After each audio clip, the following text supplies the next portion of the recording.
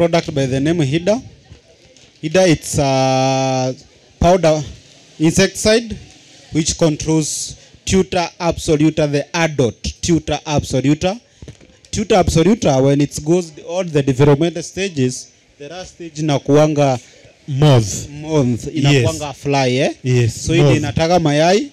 Now this is the most stubborn, because in 1 month per day it can lay more than 1,000 before it's end its life cycle. It can lay more than 1,000 eggs.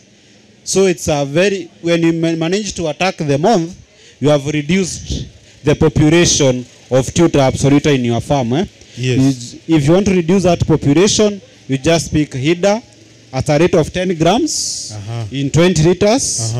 More Hida will also control for you white fly, thrips, leaf miners, and aphids. Yes. Yeah.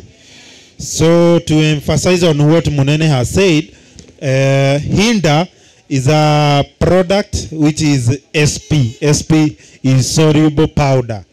So it's in powder form, but it's an insecticide which is thiocrome hydrogen oxalate.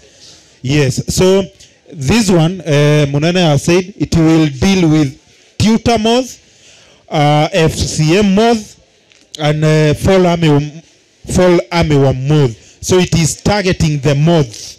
Na tumeona in the life cycle of pest, be it caterpillars, all those caterpillar I have said, fall armyworm, Tuta, and even false-coloring moth.